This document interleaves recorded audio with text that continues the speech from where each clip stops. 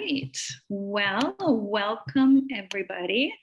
I'm excited to host the third webinar in our small business series in 2021.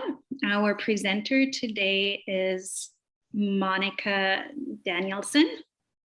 And Monika will talk with us about HR strategies and how to stay compliant and get us up to speed and what's happening in the HR world, kind of a year and a half into the pandemic. So Monika, take it away. You're awesome. Okay, guys, I do have a presentation, so I'm going to be sharing my screen. So give me a moment. I just want to get that sorted.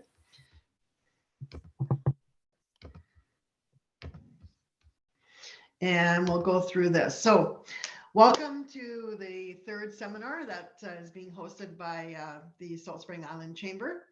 Pleasure to be here working with you. The goal for today is just to kind of give you some updates and some strategies around top HR and health and safety strategies for your business.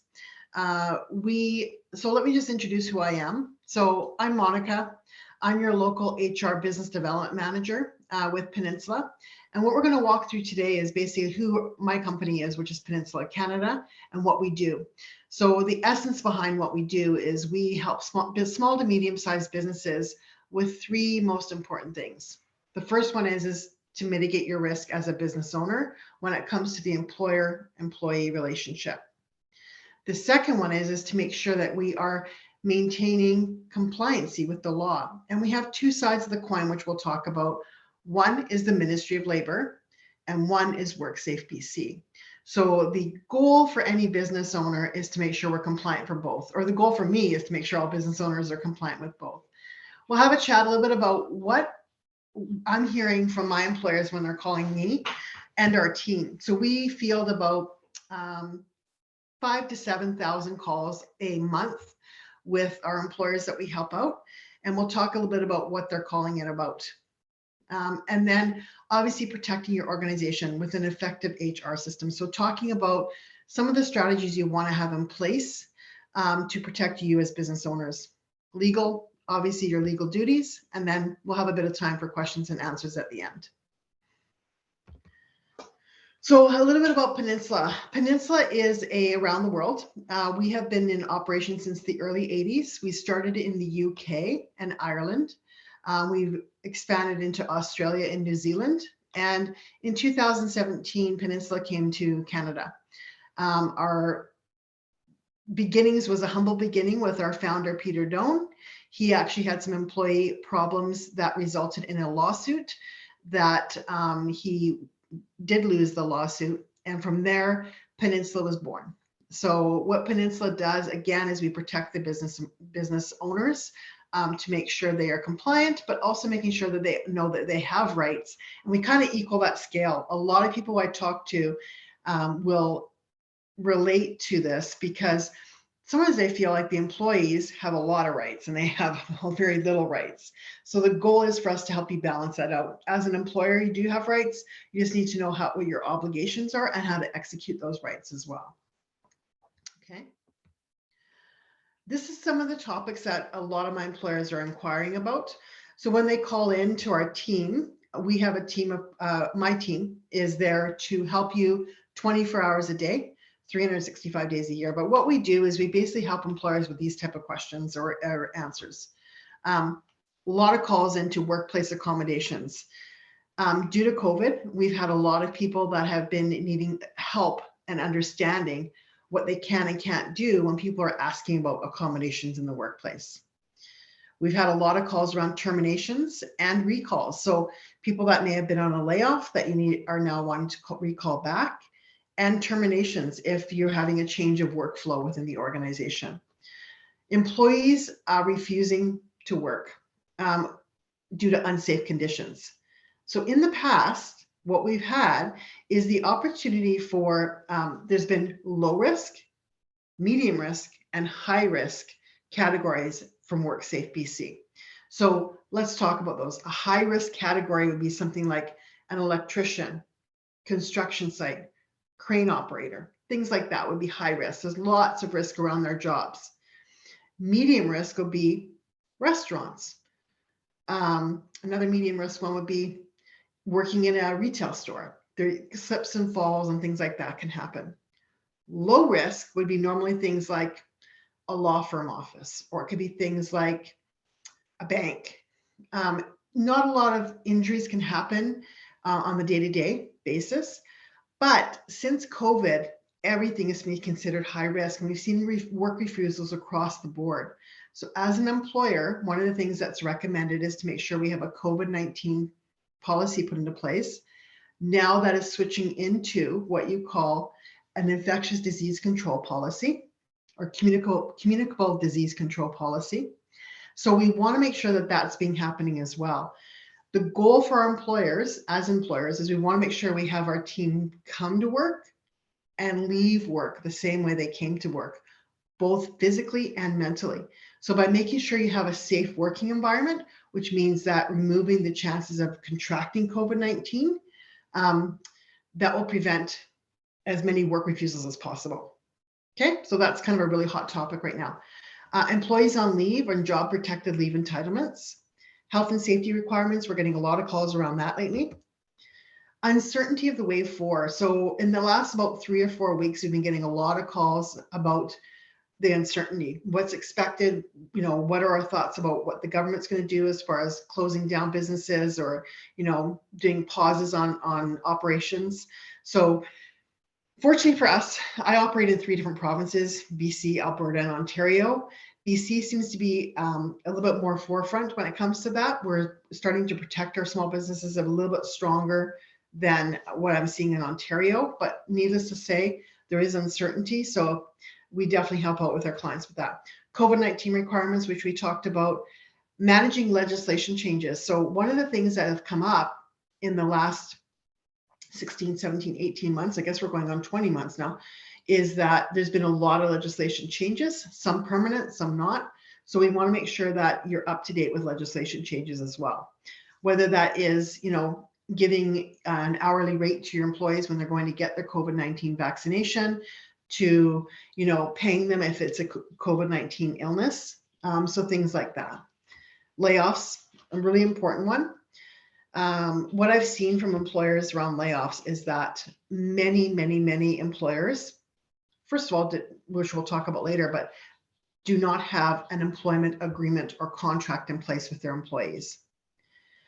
In BC, in order to do a proper layoff, you do need consent from the employees. Now, this can be done 2 ways. We can do that at the time we're hiring the employee and it's mentioned in their employment contract, and we can execute that way. Or the second way is, if we're having to do a layoff, you have to get agreement from your employee at the time of the layoff, which is a lot more challenging and difficult. So my recommendation is always putting it into the actual employment contract. And that's one of the biggest things we saw at the beginning of COVID, is most people didn't have a layoff clause on their employment contract. So just forefront, if you guys are preparing employment contracts, which we'll talk about more in depth later, that's a really big one. Reduction in staff hours. This comes up quite frequently. My business is not fully running at full capacity. However, we need to be operational. Can I give my staff less hours? Yes, you can, but we just want to make sure that we're doing it to be compliant with legislation as well. And then a really hot topic, which we'll talk about a little bit later, is vaccinations. What we can and can't ask for from our employees at this point. It doesn't mean what we're talking about today is not going to change as the public health orders are updated and the ESA. So when we talk about the ESA, that's the Employment Standards Act. So we want to make sure that the Employment Standards Act is being compliant and we're not violating any human rights issues. So we'll talk about vaccinations as well. Okay. So here's the thing that the 2 things they hear from their employees the most. I hear this all day long from all of my employers. The first one is employees coming to them saying, I didn't know that. I didn't know that I was supposed to be here on time. I didn't know that I had a dress code. I didn't know that I wasn't allowed to take Friday off, et cetera, et cetera. So, and we joke about it a lot with my employers when we're having a one-on-one conversation. So the best way to tackle that statement If you don't tell the story of how you want your company to run, your employees will create their own story of how to run your company. Okay.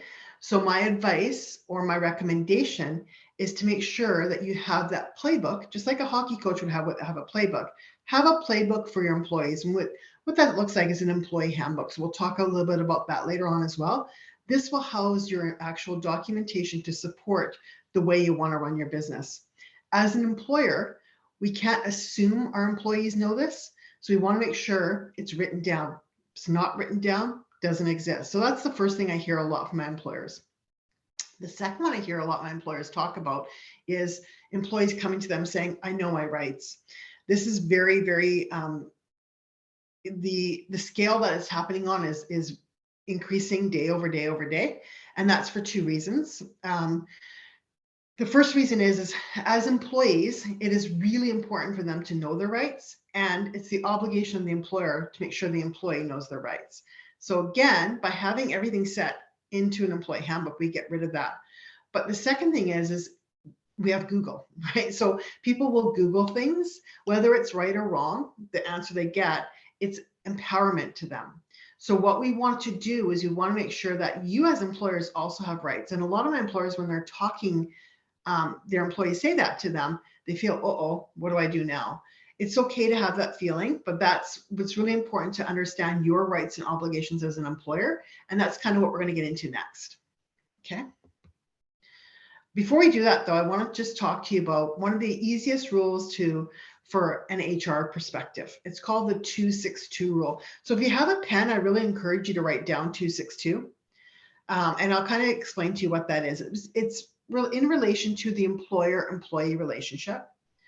It talks about, think of the first two, or if you have a team of 10, okay, the first two would be two of those employees of 10, or 20% of your workforce. So if you have 20 people, that would be 4.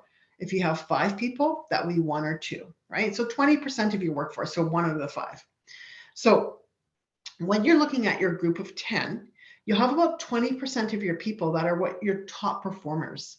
And your top performers will be ones that you can count on. They're the ones that will pick up an extra shift, not complain about it. They're the ones that, will stay late if somebody calls in sick. They'll be the ones that are, you can call on when it comes to, help, or if they want to move up in the organization, they'll take on those extra responsibilities and move up into management. So about 20% of your people are in that category. Now the 6 represents the biggest part of your workforce. These are good people, they're great employees, but they're not necessarily going to advance into anything further in your organization. They're happy where they're at. They may not take on extra shifts, but they show up for their shifts on time. They may, they're the ones that, well, I call them the chug-alongers. They're great people. They don't complain. They're happy to have a job. They love their paycheck. So they are the core of your business. Now, the other 2 represent people that you either need to coach up or coach out of the organization. And this is where most employers spend 80% of their time, HR time, on these other 20%. Okay. So what happens is that when we're talking about having things written down in an employee handbook, for example, what we see a lot happen, and what I see a lot when I'm talking to my employers, some of the people in the 6 and some of the people in the 2 will come to the employer and say, well, how come Monika can take every Friday off, but I can't? Now, it's not the employers saying Monika can take every Friday off, but they are just not showing up for their shifts on Friday. But because the employer doesn't know how to handle that effectively, what ends up happening is you end up losing top talent because they're not being heard as far as their successes within the organization. So the goal is to have a consistent and fair environment for all of your team. And then that way, if there's an unalignment, what ends up happening is that you can now do progressive discipline if need be. And that way you're taking the 20% on the bottom and either coaching them into the 6 or the 2, or you're exiting them from the business. I hope that rule makes sense. If you want more information on that rule, when we have our one-on-one session, you can definitely ask more about that rule. It's funny, when I have my meetings with my employers, a lot of them say, oh, I know exactly who those first 20% are, who those 6% are, and they know exactly who's the other 20% are, not necessarily in a bad way, but knowing that that's where they need to put a little bit more work in to get those people to where they want to be. I do want to mention though, and it's important for me to mention this, I've been working with small businesses for over 10 years. And one of the things I've heard from a lot of my businesses from 10 years ago was there used to be a large pool of people to choose from as far as their next employee, large pool of applicants. Now it's more of a shallow puddle. And as we go more granular in different areas, like you being on Salt Spring Island, it's even more of a smaller landscape. So that's where it's important to work within what you have, but also recognize that we can have these rules in place to make sure that you're not being taken advantage of as well. Okay. Protecting the work relationship. Another great point to write these down. There's 4 main things to protect the working relationship, and that starts with your employment contract. So this is a need to have. I recommend it for every single relationship, whether it is a part-time employee, a casual employee, a term employee, or a fixed term employee, which means that's seasonal, whether that's a full-time employee, whether that is a salaried employee, whether that's a project-based employee. So an employment contract sets the laws of the working relationship, okay? And that will have a lot of moving parts on there. The second one we talked about a little bit as well is the employee handbook.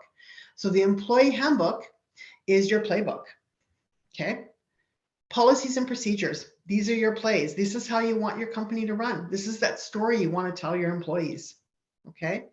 And the last one is, which is really important, this hangs up a lot of my employers when they have a Ministry of Labor case opened up against them, or they may have a wrongful dismissal suit going through a legal situation. Documentation.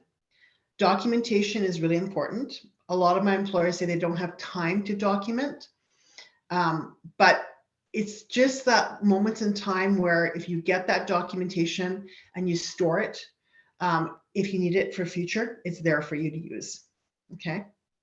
When any challenge or change arises within a business, or the employee, you must always go to what's on the employment documentation. So what that means is if there's ever a dispute between you and your employee or between the relationship, what does it say on the documentation?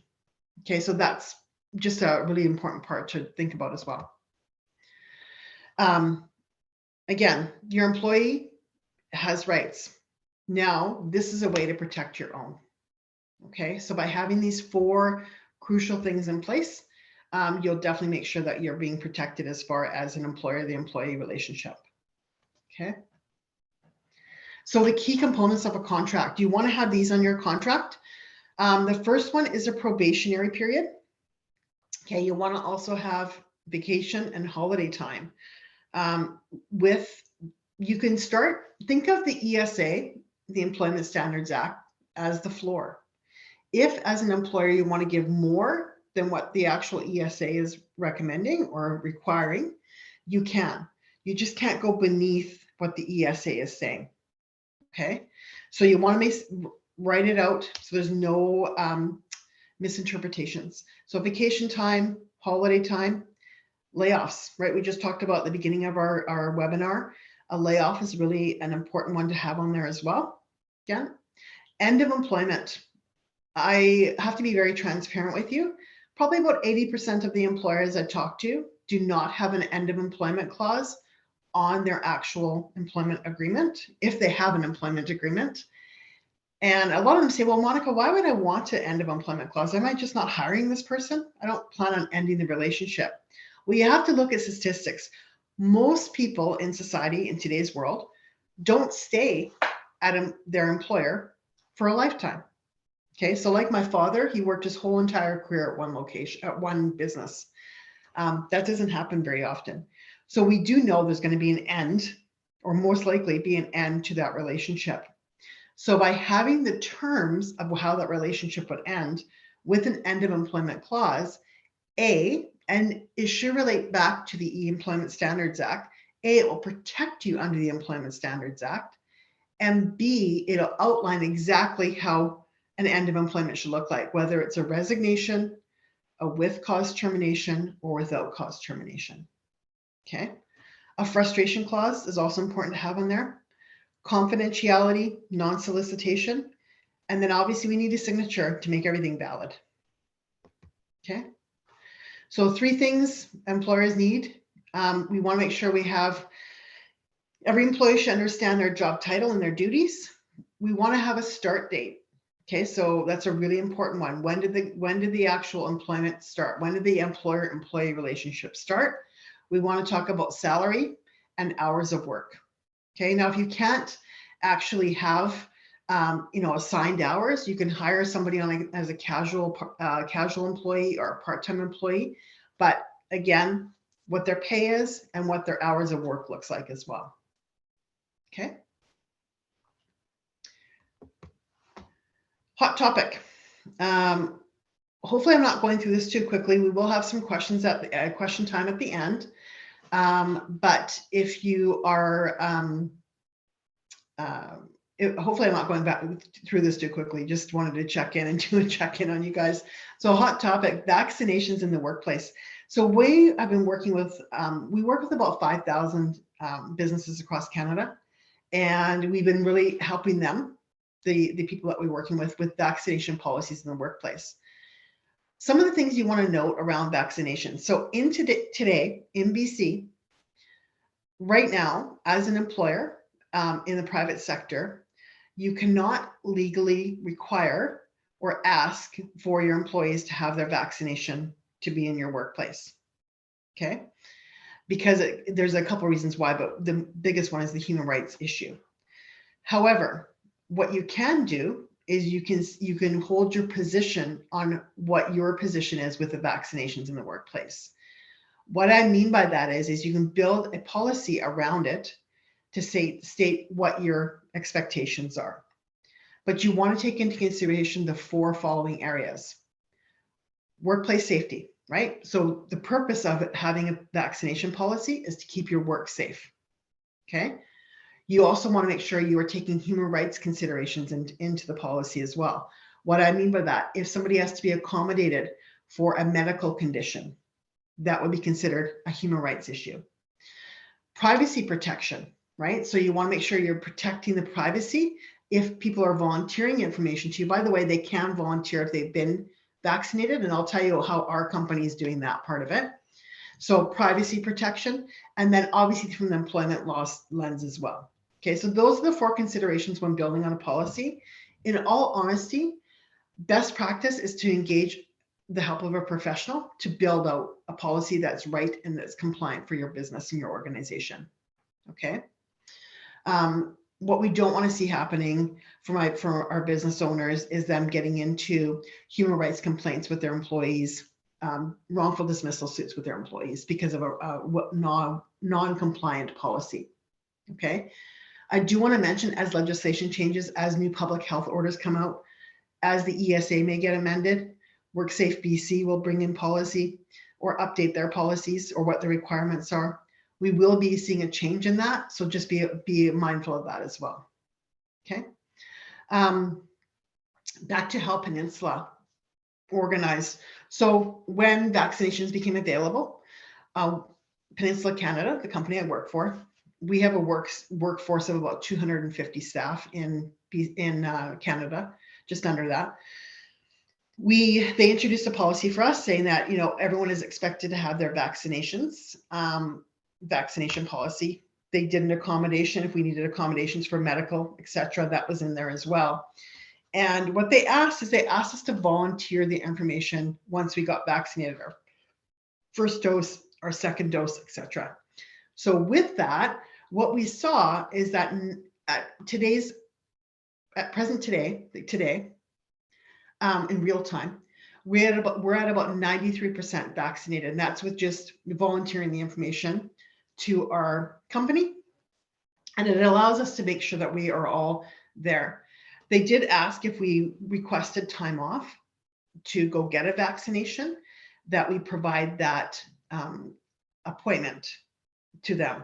okay, because they had to pay us our hourly rate for the 3 hours that we were away. So they did ask for proof of that. But they never said to me, you have to provide proof of your vaccination. They said, we want you to volunteer this information. And some of my clients are only asking to be with people that have had their vaccination. So if I was not able to go see a client because I wasn't vaccinated, I would have to maybe decline going to see that client. All right. So that's how Peninsula did it. And we're at 93%. We also did an educational component of that, making sure that everybody had the right information around vaccination. So it's a topic that is very, very hot in the workplace. I've had multiple conversations around anti-vaxxers in the workplace. I've had confrontations between two employees in the workplace when it comes to being an anti-vax forward-thinking person versus being vaccinated. So totally two separate camps there. So it does happen. The best way, the best line of approach is to have a well-written policy that addresses these 4 areas. Okay. If anybody has any questions, we can definitely chat about that at the end of our discussion. Can I just pause Go you? ahead. Yeah. There is a question about what is frustration in the previous slide. So I think that was referring to the contract. What should be in a contract? Right. So frustration means that sometimes what we end up having to do, we'll use a medical leave. So a lot of my employers, what happens is an employee will go on a medical leave, and then the obligation of the employer is to kind of monitor that medical leave, right? So monitoring the medical leave would be things like, okay, when is your expected return to work date? And then accompanied by medical notes. What we see happen a lot of times is people just kind of disappear. And their medical documentation only gets them to a certain point in the actual with the journey. Now, when you're on a medical leave, that's considered a job protected leave. So the obligation of the employer is to exhaust all avenues if this person disappears. And then if they cannot locate the person at all, then it can go into a job abandonment situation if they have not reported back to work with the information, and then a frustration of the actual employment contract. Does that make sense, Inga? That makes sense to me. And the person who asked that question, if you want to do a follow-up there, please feel free to speak up. I can. Sorry, go ahead. Yeah, the person that asked that question would be like, yes, that makes sense. Just a quick note there, Monika. I think if you press the hide button on that bar, I think that bar will disappear. Oh, sorry, guys. No worries. I'm not a Zoomer. I don't use Zoom a lot. I usually use we use Teams, so it's just a different platform, so I'm getting used to it. So bear with me, and thanks, Inga, for pointing that out. So no problem. Okay. The last topic we're going to talk about, I know that health and safety is a big concern. So again, other side of that coin, what Ministry of Labor is looking for, what is WorkSafe BC looking for? So here's some of the things that you want to look at for requirements and considerations. You want to have a health and safety policy and procedure program. You want to make sure you're addressing health and safety concerns. Doing a risk assessment. So whether you're working in an office environment or whether you're a landscaping company and you need to do risk assessments on each job that you go, that's a really important part of a health and safety program. Basically considering how to implement governing body guidelines. Now, obviously physical workspace, this is going back to COVID-19. Some of my employers had smaller workspaces or had to do shared vehicle use, like construction sites would have 3 or 4 guys in an actual vehicle normally. How do you work around that? So the reason I wanted to bring these things up, health and safety is equally as important as Ministry of Labor requirements. So just think of those 2 governing bodies are going to look for something a little bit different as well. Monitoring your staff's health. Okay, this is a big one, and we're not talking just about physical health, we're also talking about mental health as well. So we help our clients with making sure that they've got good, strong strategy around the health of their employees as well. Working remotely. So a lot of my employers have switched to a hybrid mode, just like myself. So normally I would see my clients 100% in person. Now I'm working remotely as well. So a lot of businesses have switched to that. But saying that, are you ensuring your staff have the proper equipment at home to have a safe working environment, a healthy working environment? So things like that. And then obviously mental health and COVID-19.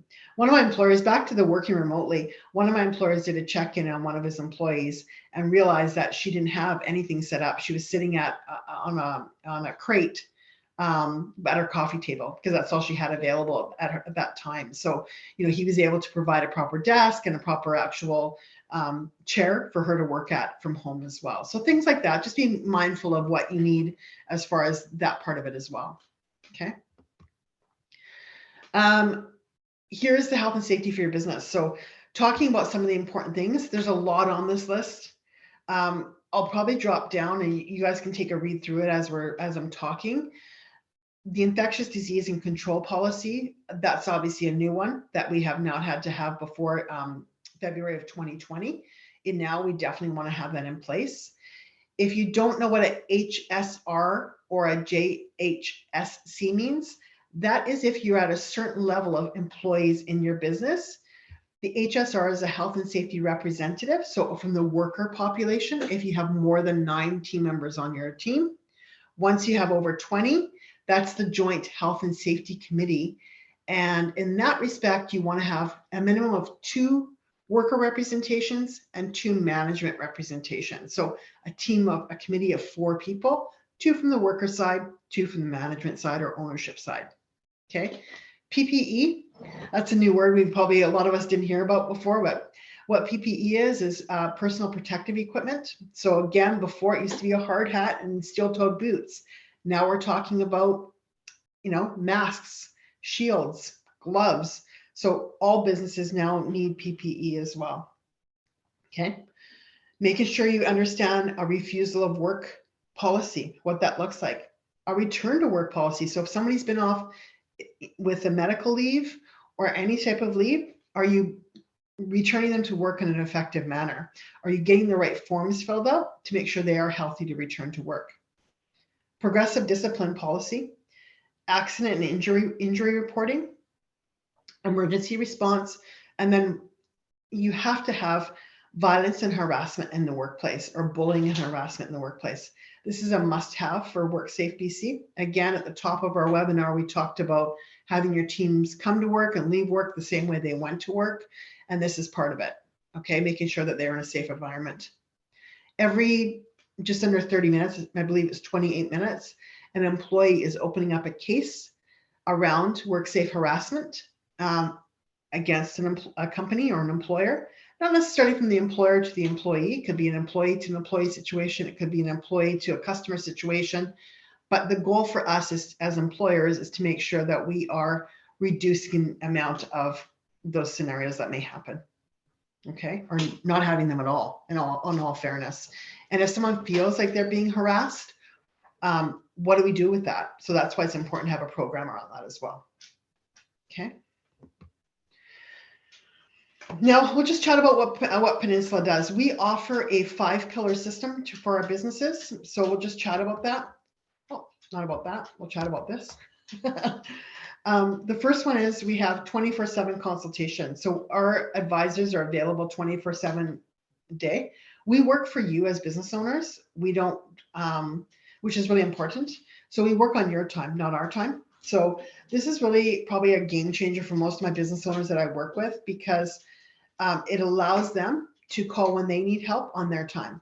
And I work with all walks of life, everything from restaurateurs to doctors, to dentists, to electricians, to roofers. And as you can imagine, just like yourselves, you're aware of multiple hats. So this gives you the opportunity to connect with us when you're needing the help on your time. Okay. Documentation.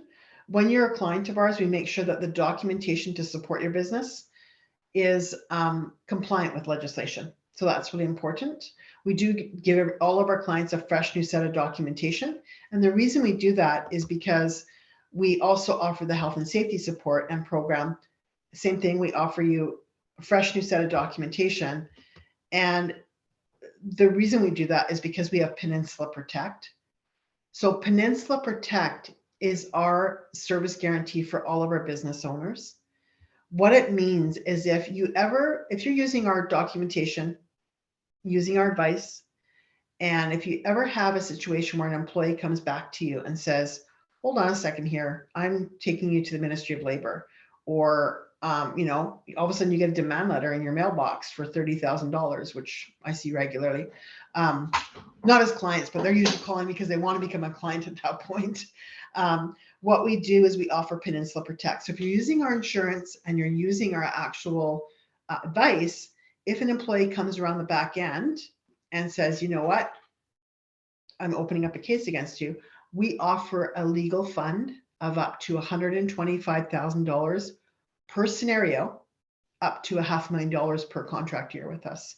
So it's a great protection. We're the only ones in Canada that actually do this. And it's in-house protection. When I'm saying that is you're not getting insurance with a third party. It's our protection for you, our guarantee for you as well. Okay. And then obviously the last one, we do offer a software to put all of these things together for you. It's called Bright HR and Bright Safe. This is our online employee management system. It allows you to do your scheduling on there. It allows you to do your employee files on there. It allows you to manage your holidays and vacation time. It's a communication tool for your staff. All of your staff will have access to it, so they can manage their holidays. They can request time off. They can actually see the employee handbook. They'll be able to see their employment contracts. So the software that's provided just encompasses everything and allows you to hold documentation in an effective place. So if you're ever asked for documentation, you'll have access to that in the palm of your hand. Okay. So with this, I would love to offer everybody that is listening to this webinar an on-site consultation with myself, where we can talk about what's needed in your business, how you're holding up with all the actual legislation that needs to be complied with. Okay. How we work our program is that I do an initial consultation with you on a one-on-one. If you like our services, you can actually do a monthly subscription with us, and you can pick the features that you want. And we do our services over a 1, 3, or 5 year options. So you can pick whatever term that works best for your business. The goal for us is, think of us as your outsourcing HR partner, right? So you're outsourcing your HR and occupational health and safety to us. A lot of my businesses just can't simply afford to have an HR professional that comes with payroll of $60,000 to $90,000. So we offer a different way of thinking, and we'll get more into that once we do your consultation as well. Okay.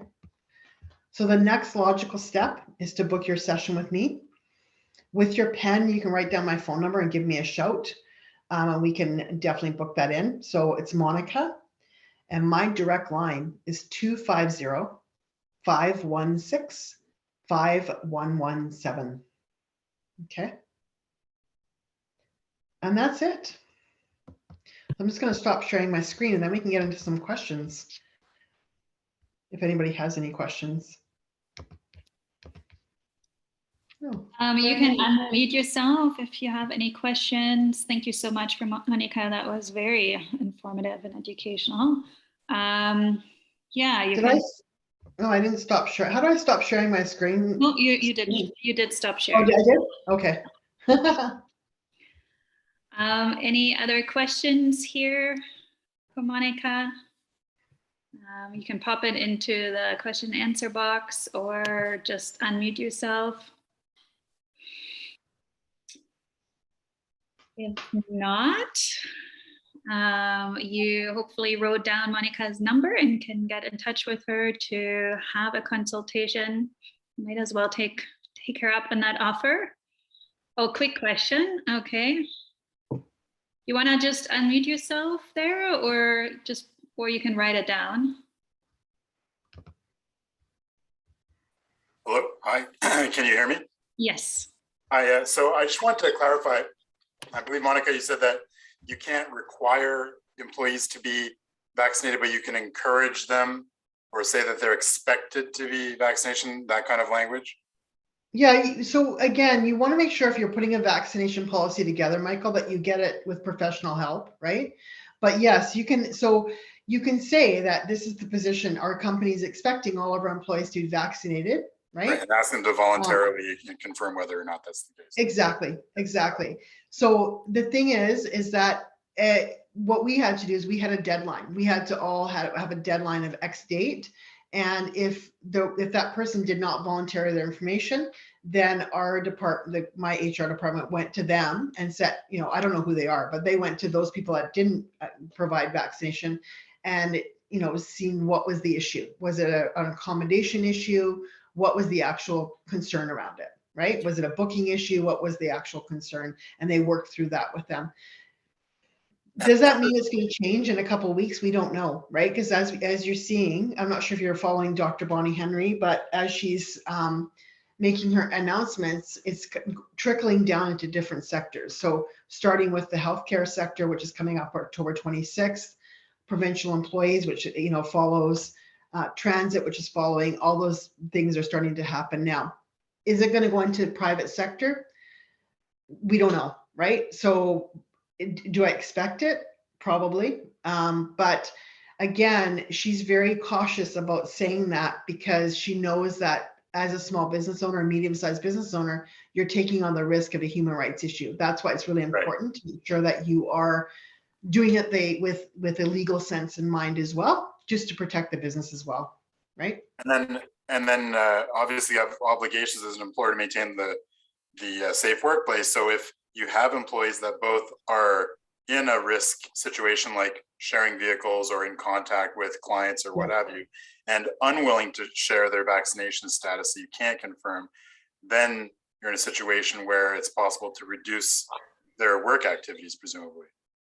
Yeah. So for example, like for me, I volunteered that I am double vaccinated, but if I was not double vaccinated and an employer like yourself wanted to see somebody that was vaccinated, that would take that opportunity away for me to talk to you about that, right? So yes, but you got to again be mindful.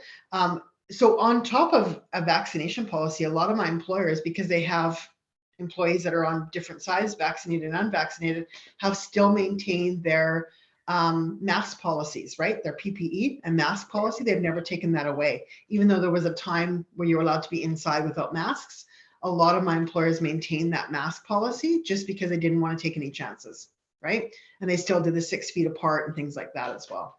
Right. So, yeah. But we've been doing. Are you recommending a infectious disease policy and a specific COVID policy, or is it kind of the same policy? Well, the COVID-19 policy has been migrated into a communicable disease control policy. So they've kind of switched over to that now.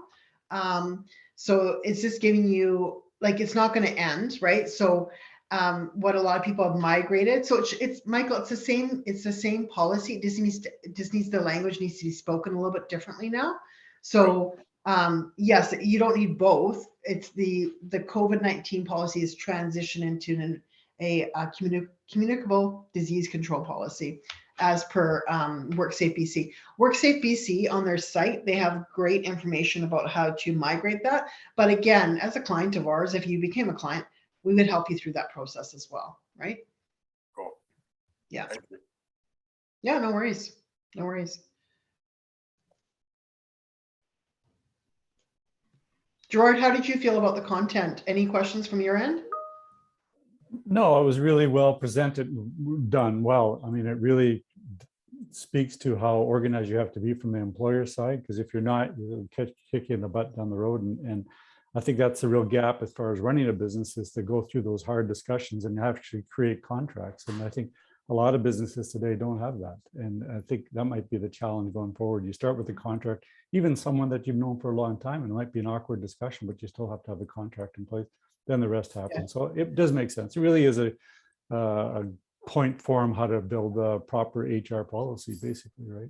Yeah. And you hit the nail right on the head. Like, I've had lots of conversations with employers that have actually had situations where they are looking at long-term relationships with employees, 20, 30 years of being an employer with this employee. And, they're retiring. And now they're looking at a huge compensation for the employee as a termination package, where we could have avoided all that if we had the proper contract in place, right? So things like that. Yeah, absolutely. And it's only a surprise for the employer. It is. Yeah. Exactly. I mean, I'll tell you a story. I had a husband and wife team. They both worked very, very extremely hard, and they were planning on retiring after 40 years. They had 9 guys with them.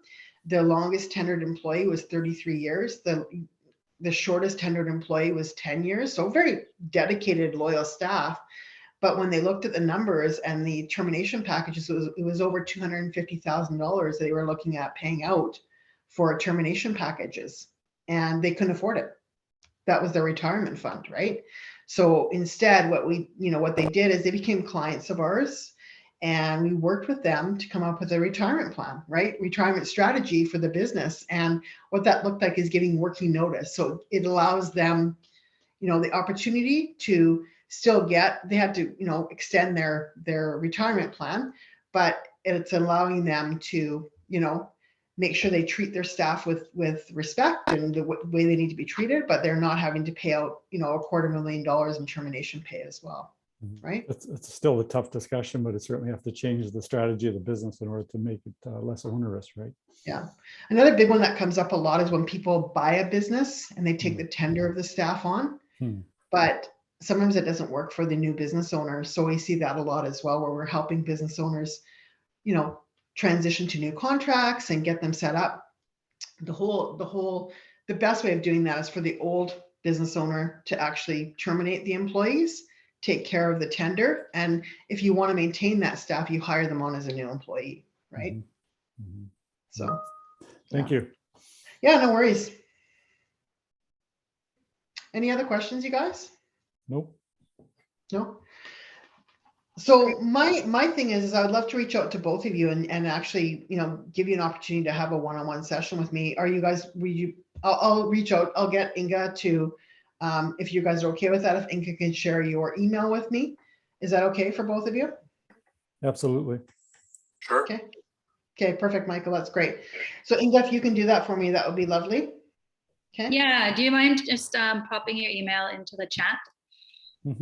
Okay. Or even a phone number, you guys. It's better for me as a phone number if you're okay with that.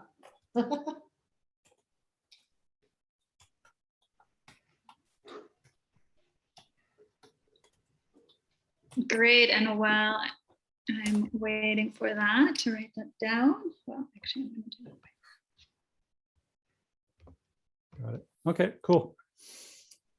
Thank you, guys.